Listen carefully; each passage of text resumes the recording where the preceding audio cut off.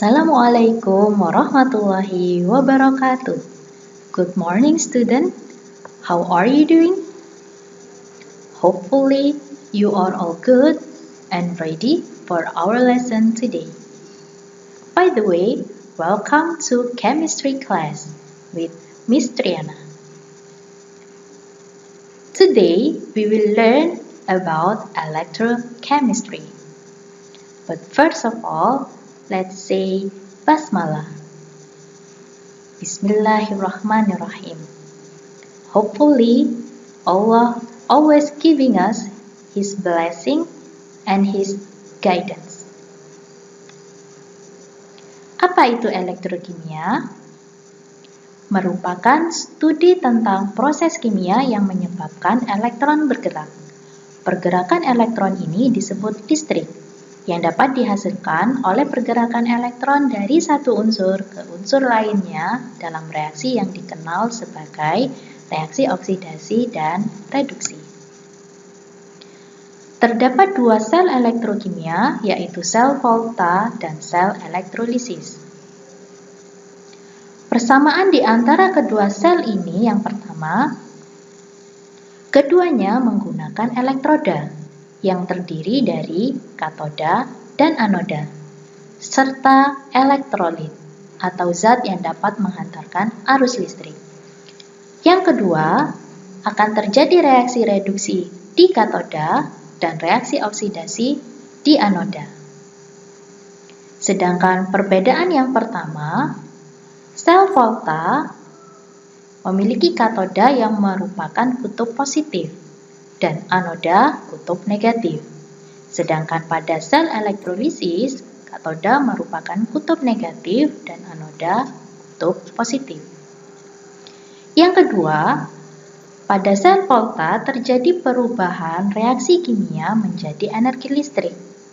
Sedangkan elektrolisis terjadi perubahan energi listrik menjadi reaksi kimia.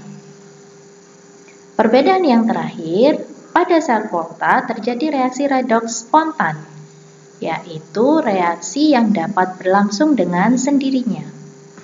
Sedangkan pada elektrolisis, reaksi redoks tidak spontan atau tidak dapat berlangsung tanpa bantuan dari energi listrik.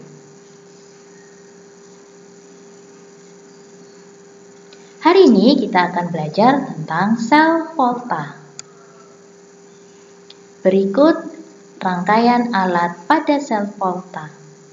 Prinsip kerjanya yaitu terjadi perubahan reaksi kimia menjadi energi listrik.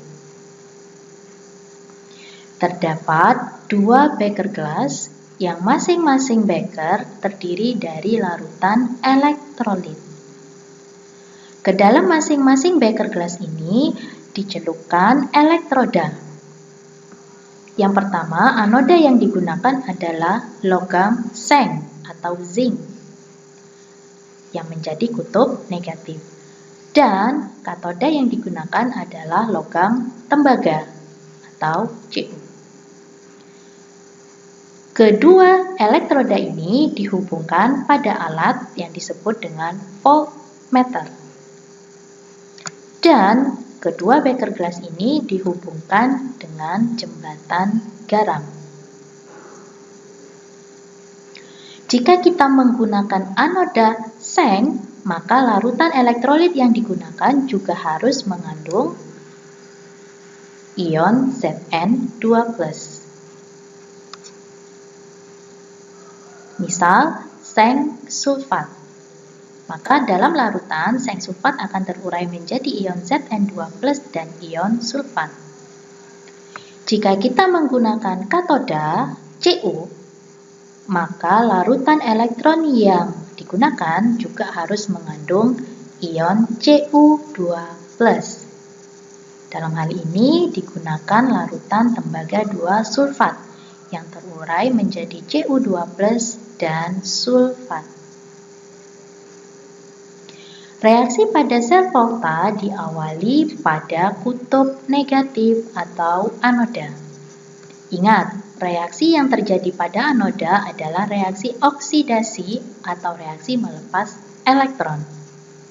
Sehingga zat yang melepas elektron adalah logam seng-nya. Dengan reaksi, seng teroksidasi menjadi seng 2+ dengan melepas 2 elektron. Sehingga jika kalian perhatikan pada logam seng, lama-kelamaan massa logam ini akan berkurang. Karena logam seng terurai menjadi ion Zn2+ yang larut dalam larutan seng sulfat. Sedangkan elektron yang dihasilkan akan mengalir melalui kawat dan terbaca oleh alat voltmeter. Elektron akan mengalir dari anoda ke katoda. Dan voltmeter adalah alat yang digunakan untuk mengukur beda potensial atau mengukur arus listrik yang mengalir. Elektron yang mengalir melalui voltmeter kemudian akan menuju katoda. Ingat, di katoda terjadi reaksi reduksi atau reaksi menerima elektron. Zat yang akan menerima elektron di sini adalah ion Cu2+ dari larutan tembaga sulfat. Ion Cu2+ dalam larutan akan menerima 2 elektron dan mengendap sebagai logam tembaga. Endapan inilah yang kalian lihat dan tampak pada gambar. Terbentuk endapan tembaga yang menyebabkan massa katoda akan bertambah besar. Sehingga reaksi total dapat digambarkan sebagai berikut. Reaksi di anoda, seng teroksidasi menjadi Zn2+ dengan melepas 2 elektron, dan di katoda, ion Cu2+ dalam larutan akan menerima elektron dan mengendap sebagai endapan tembaga.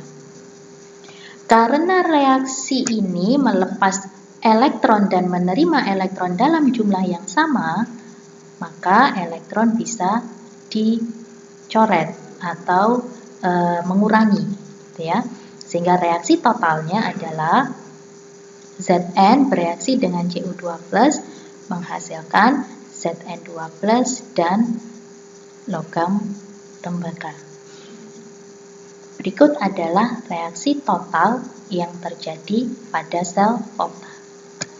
Sehingga bisa kalian simpulkan, logam Zn menjadi Zn2+ karena dia mengalami oksidasi atau melepas elektron.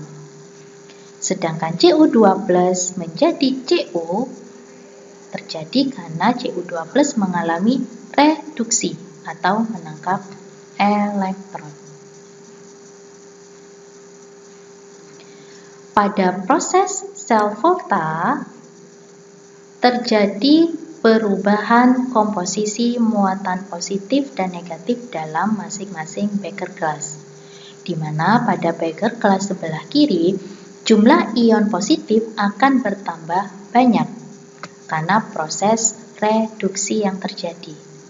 Sedangkan pada beker sebelah kanan, ion Cu2+ akan berkurang karena ada proses reduksi yang terjadi, menyebabkan komposisi muatan positif dan negatif di kedua beker gelas menjadi tidak seimbang, sehingga dibutuhkan jembatan garam.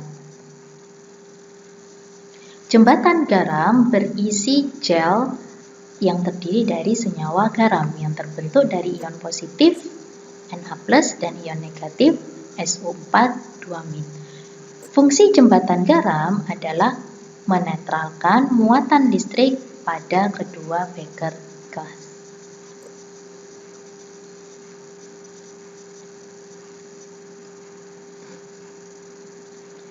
Berikutnya, notasi atau diagram sel. Notasi atau diagram sel akan digunakan untuk menggambarkan rangkaian sel volta dan reaksi redoks yang berlangsung di dalamnya.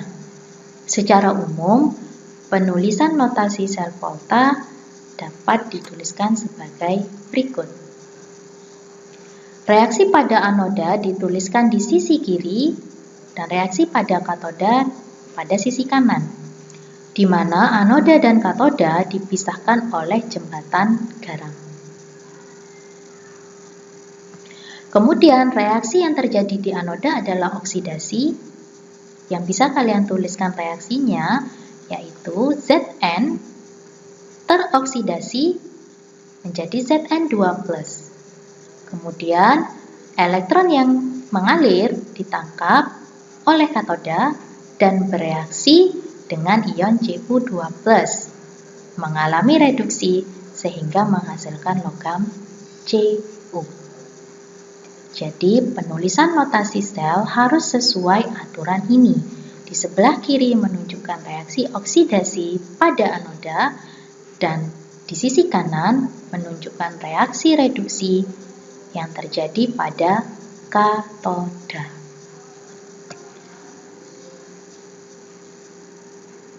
Berikutnya, beda potensial sel. Adanya arus listrik berupa aliran elektron pada sel volta disebabkan oleh adanya beda potensial antara kedua elektroda yang disebut potensial sel atau E-sel. Potensial sel yang diukur dilakukan pada kondisi standar, yaitu pada suhu 25 derajat Celcius dengan molaritas larutan 1 molar dan tekanan udara 1 atmosfer. Kondisi ini disebut potensial sel standar atau disimpulkan E0 sel. Untuk menghitung E0 sel digunakan rumus E0 sel sama dengan E0 katoda dikurangi E0 anoda. Jika E0 sel berharga positif, maka reaksi dikatakan berlangsung spontan, atau reaksi itu bisa terjadi dengan sendirinya. Namun, jika E0 sel berharga negatif, reaksi berlangsung tak spontan.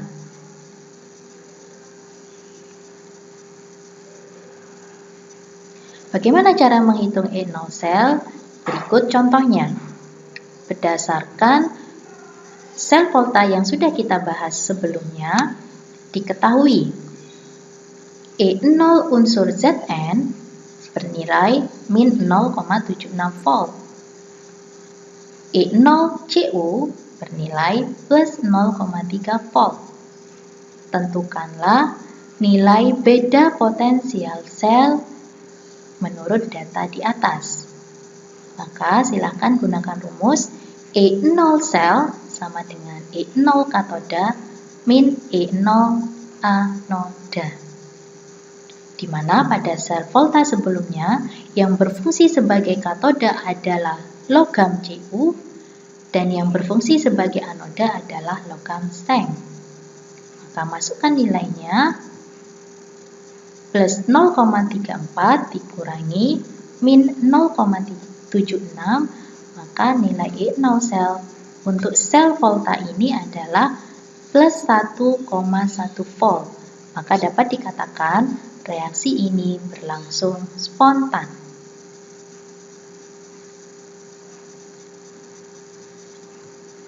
Berikutnya adalah deret volta. Apa itu deret volta? Menggambarkan urutan unsur-unsur berdasarkan nilai E0-nya. Jadi, masing-masing unsur memiliki beda potensialnya masing-masing. Berdasarkan nilai itu, maka unsur-unsur dapat diurutkan sebagai berikut. Mulai dari litium paling kiri hingga emas paling kanan. Berdasarkan deret ini, semakin ke kiri posisi unsur dalam deret volta, maka nilai E0-nya akan semakin kecil. Jika E0 semakin kecil, maka unsur tersebut makin mudah teroksidasi. Zat yang mengalami oksidasi kita sebut reduktor. Sehingga semakin ke kiri, sifat reduktor akan semakin kuat. Unsur yang mengalami oksidasi, dia akan cenderung menjadi anoda. Maka unsur yang di sisi kiri cenderung untuk menjadi kutub anoda.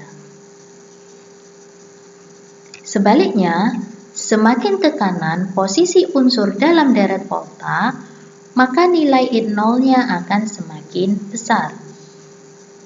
Sehingga unsur itu makin mudah tereduksi. Unsur yang mengalami reduksi kita sebut oksidator. Sehingga makin ke kanan, sifat oksidatornya akan semakin kuat. Karena dia mudah mengalami reduksi, maka unsur-unsur di sisi kanan akan lebih mudah menjadi katoda. Dengan kata lain, makin besar E0, maka unsur tersebut cenderung menjadi katoda, dan semakin kecil nilai E0-nya, maka unsur tersebut lebih mudah menjadi anoda.